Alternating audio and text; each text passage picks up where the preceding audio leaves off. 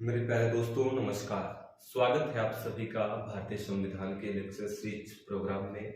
आज के इस क्लास में हम अनुच्छेद 18 से अपनी जर्नी को स्टार्ट करेंगे और अनुच्छेद 18 संबंधित है उपाधियों के अंत से, ना कि पुरस्कारों के अंत से।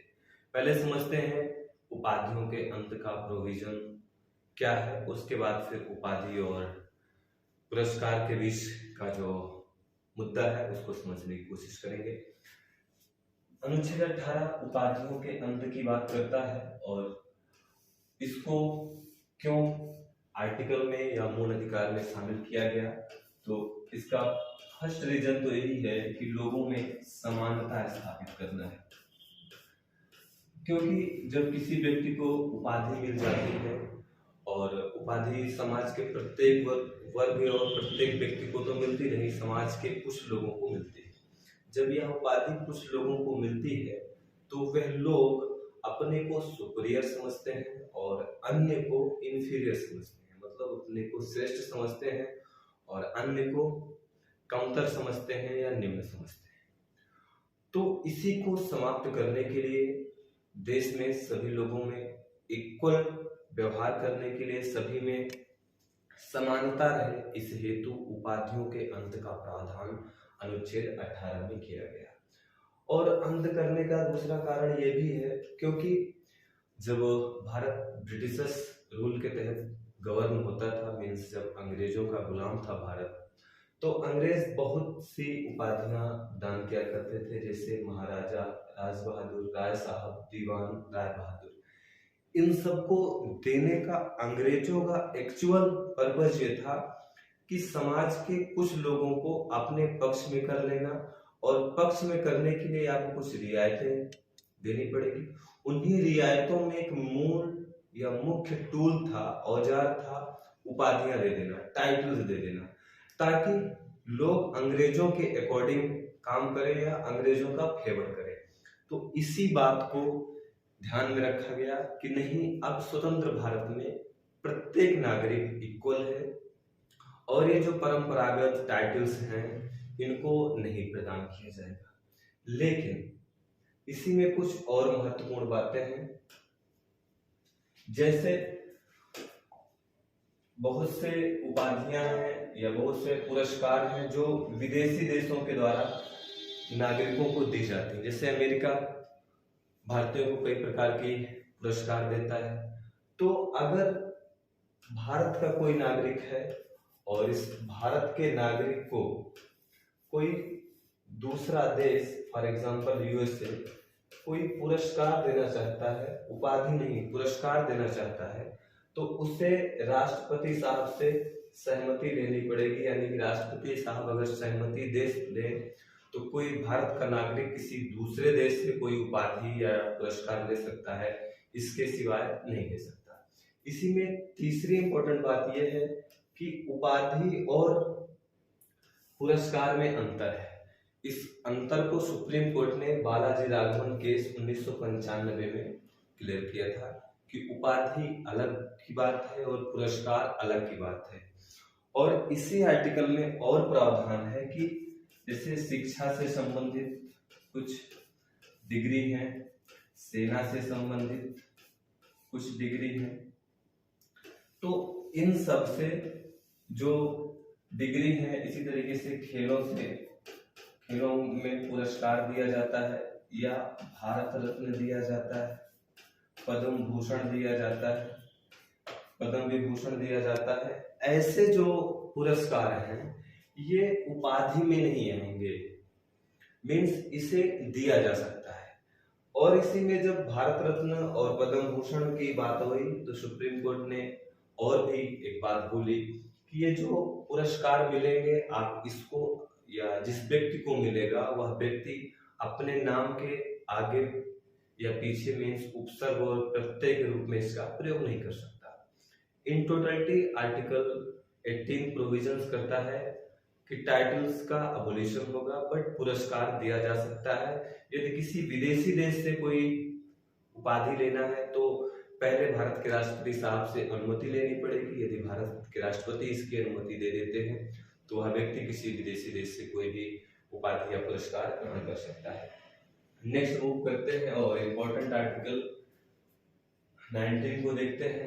19 में वाक और अभिव्यक्ति की स्वतंत्रता सहित 5 अन्य प्रकार की स्वतंत्रताओं का प्रावधान किया गया है। और यह जो अनुच्छेद है 12 से लेकर 35 तक तो मूल अधिकार से रिलेटेड अनुच्छेद है, बट मूल अधिकारों में भी कुछ महत्वपूर्ण मूल अधिकार हैं, उनमें से यह भी महत्वपूर्ण है। आर्टिकल 19 मीन्स अनुच्छेद 19, और इसमें 6 प्रकार की स्वतंत्रताओं की गारंटी दी गई है, जिसमें पहली है वाक और अभिव्यक्ति की स्वतंत्रता मीन्स स्पीच एंड एक्सप्रेशन।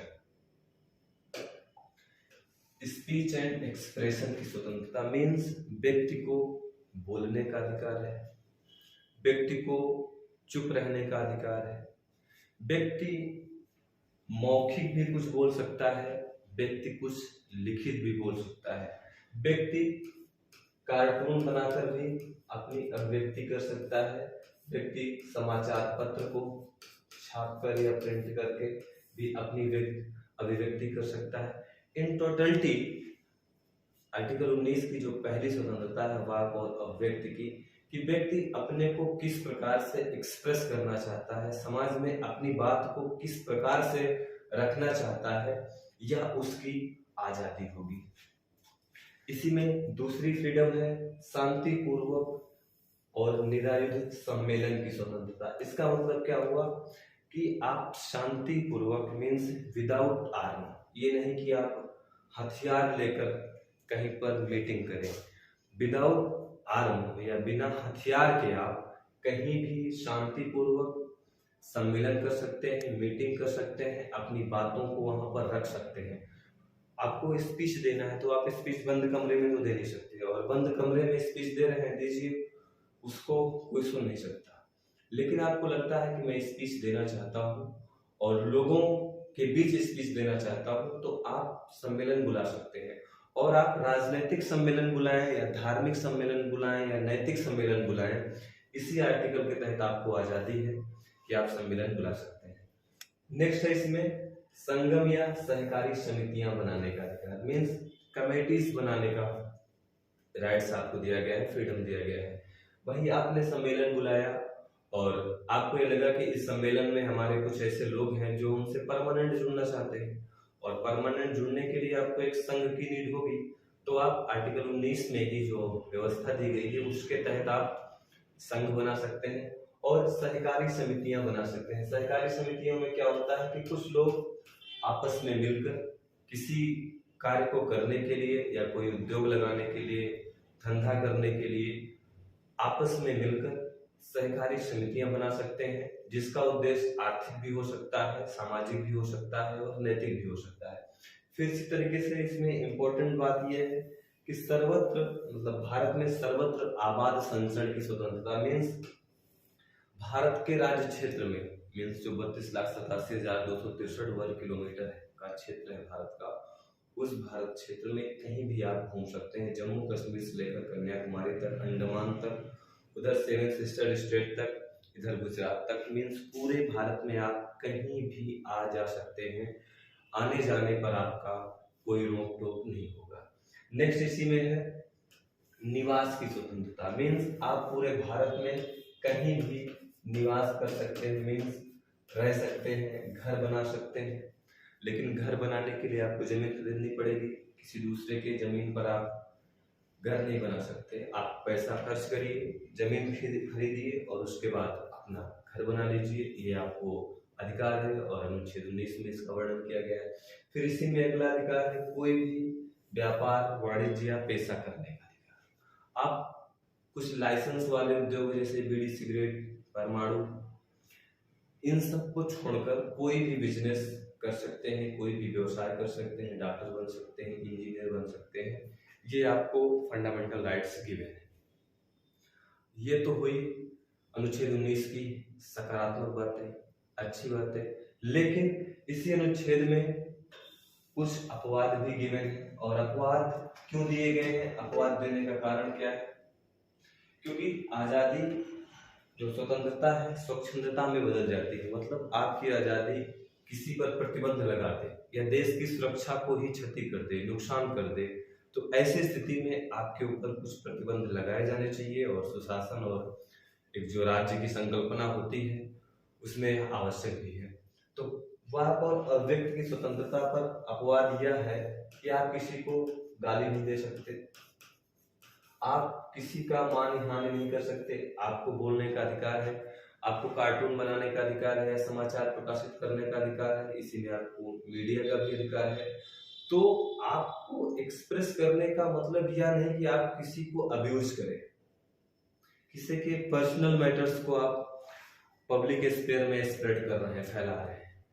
अगर आप ऐसा करते हैं तो आपके आर्टिकल 19 पर, अनुच्छेद 19 पर प्रतिबंध लगाया जा सकता है। इसी तरीके से मान लीजिए भारत के अंतरराष्ट्रीय संबंध हैं, मान लीजिए पाकिस्तान से अच्छे संबंध नहीं है, मान लीजिए अमेरिका से अच्छे संबंध हैं, तो आप अमेरिका के बारे में बहुत ज्यादा नकारात्मक बातें नहीं बोल सकते, अमेरिका को अब्यूज नहीं कर सकते। अमेरिका का राष्ट्रपति भारत में आ रहे हैं तो आप उनके रास्ते को नहीं रोक सकते। मीन्स जो मैत्रीपूर्ण संबंध है, फ्रेंडली रिलेशंस जिन कंट्रीज के साथ भारत के हैं, उन कंट्रीज के बारे में आप बहुत ज्यादा नेगेटिव बातों को स्प्रेड नहीं कर सकते या उसके बारे में कुछ गलत नहीं लिख सकते, वरना आपके एक्सप्रेशन पर प्रतिबंध लगाया जा सकता है। इसी के तहत शांतिपूर्वक और निरायुध सम्मेलन करने का आपको अधिकार है। आप हथियार लेकर इकट्ठा नहीं हो सकते कि हथियार लेकर एक हो जाओ, क्रांति करेंगे, शासकों का सर कलम कर देंगे। अगर आप ऐसा करने के लिए कहीं मीटिंग कर रहे हैं तो आपकी मीटिंग सहित आपको भी जेल की सलाखों में डाल दिया जाएगा। इसी तरीके से भारत में आबाद संचरण की स्वतंत्रता है, लेकिन कुछ ऐसे क्षेत्र हैं जो रिस्ट्रिक्टेड हैं, आप वहां पर नहीं जा सकते। वहां पर इनर लाइन परमिट की आवश्यकता पड़ती है। इनर लाइन परमिट की आवश्यकता इसलिए पड़ती है और आबाद संचरण पर आपके प्रतिबंध इसलिए लगाया जा सकता है कि हमारे देश में अभी कुछ ऐसे क्षेत्र हैं जहां पर जनजातियां निवास करती हैं और आज भी जनजातियां अभी डेवलपमेंट के मेन स्ट्रीम में नहीं आई हैं। और आप वहां जाकर जो जनजातियां हैं उनके कल्चर के साथ या उनके रहन सहन के साथ आप कोई गड़बड़ी कर दें, कोई नेगेटिविटी कर दें, तो इस बेस पर आपके आबाद संचरण को प्रतिबंधित किया जा सकता है। इसी तरीके से आपको कोई भी व्यापार करने का अधिकार है। अब आप स्मगलिंग करना शुरू कर दिए, नशीली दवाओं को बेचना शुरू कर दिए, ह्यूमन ट्रैफिकिंग करना शुरू कर दिए, तो आपको ऐसे व्यापार से रोका जाएगा। इसी तरीके से आप डॉक्टर बोले आज हम डॉक्टर हैं, तो भाई डॉक्टर बनने के लिए आपके पास मेडिकल लाइन की कुछ शिक्षा होनी चाहिए ना। आप MBBS डॉक्टर की तरीके से दवाएं दे रहे हैं, लोगों का पेट फाड़ रहे हैं, ऑपरेशन कर रहे हैं और आपके पास कोई तकनीकी योग्यता है नहीं। तो तकनीकी योग्यता अगर नहीं है तब भी आपके व्यापार पर या आपके पेशा पर प्रतिबंधित किया जा सकता है। आपको वकालत करना है, अरे आपको केस लड़ना है, केस फाइल करना है, तो आपके पास शैक्षणिक योग्यता कम से कम LLB की होनी चाहिए। तो ये थी आर्टिकल 19 की बात जो महत्वपूर्ण है। और इसी अनुच्छेद 19 में भी अगर एक्सप्रेशन का अधिकार है, समाचार पत्र प्रकाशन करने का अधिकार है, तो ऑलरेडी ये बात स्पष्ट है कि मीडिया की भी स्वतंत्रता अनुच्छेद 19 में होगी।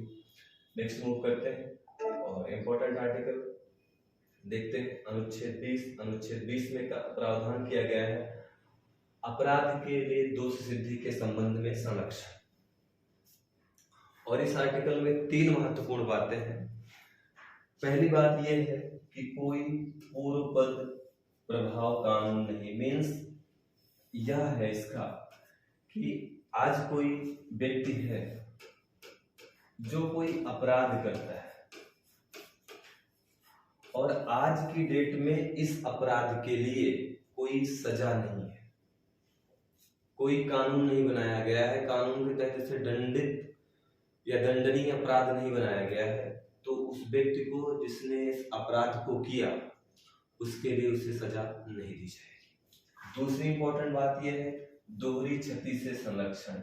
मीन्स ये है कि किसी व्यक्ति को एक ही अपराध के लिए एक से अधिक बार दंड नहीं दिया जाएगा। मान लीजिए यह व्यक्ति है, इसने कोई अपराध किया और अपराध की सजा इसे 5 वर्ष की मिली, 5 वर्ष इसने अपना जेल में व्यतीत कर दिया, तो अब इसको ये मान लिया जाएगा कि इसने अपराध ही नहीं किया है। मीन्स अब इसी व्यक्ति को उसी अपराध के लिए दोबारा दंडित नहीं किया जाएगा। तीसरी महत्वपूर्ण बात यह है, स्व अभिशंसन मतलब सेल्फ इंक्रिमिनेशन से मुक्ति दी गई है। मीन्स व्यक्ति को अपने ही विरुद्ध गवाही देने से रोका गया है कि आप अपराध स्वीकार कर लो। ऐसा नहीं है, अगर आप अपराधी नहीं है तो आपको फोर्सली ये नहीं कहा जाएगा कि आप अपराध स्वीकार।